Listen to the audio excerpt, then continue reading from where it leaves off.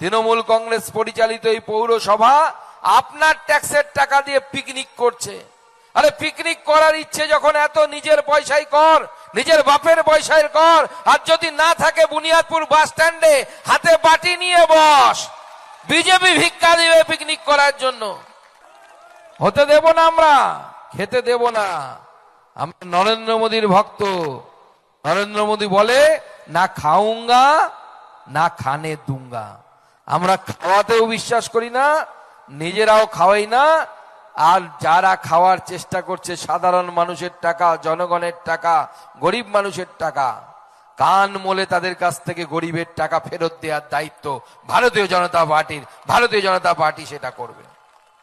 বন্ধুগণ, আজকে আমরা অবাক হয়ে যাচ্ছি যে এই চেয়ারপারসনের সময় এবং তার আগে বিগত চেয়ারপারসনের সময় এখানে নতুন বাস স্ট্যান্ডে ব্যবসায়ীদেরকে ঘর দেয়া হবে বলে 10,000 টাকা করে নেওয়া হওয়ার কথা ছিল। 10,000 টাকা করে নেবে, রসিদে দিয়েছে 10,000 টাকা।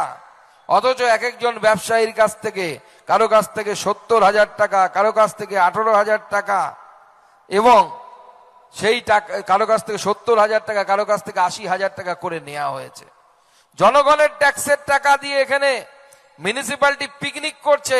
আপনার এখানে মিউনিসিপ্যালিটির জনগণ যারা আছেন এই বহরমপুরের, এই বুনিয়াদপুরের জনগণের টাকা, ট্যাক্সের টাকা যা রাজ্য সরকারের কোষাগারে যাওয়ার কথা, যা বুনিয়াদপুর পৌরসভার পকেটে যাওয়ার কথা, সেই পকেটের টাকা দিয়ে জনগণের কাজ হওয়ার কথা।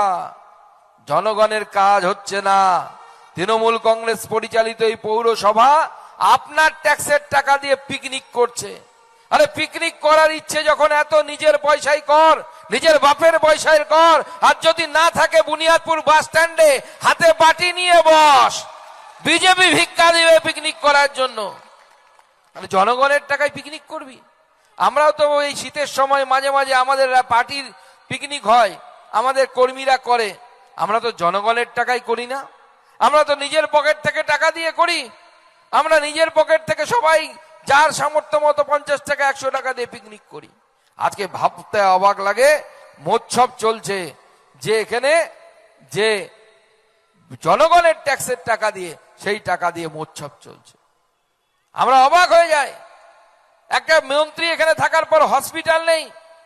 আমার মনে আছে আমি যখন প্রথম এমপি হই 2019 সালে, রশিদপুরে আমাকে এখানে ডাক্তারবাবুরা প্রথমে বললেন একটা জেনারেটর দেওয়ার জন্য, কারণ এখানে যখন কারেন্ট চলে যায় অপারেশন করার সময় কারেন্ট থাকে না, রুগীরা অন্ধকারে থাকে, মোমবাতি জ্বালিয়ে থাকতে হয়।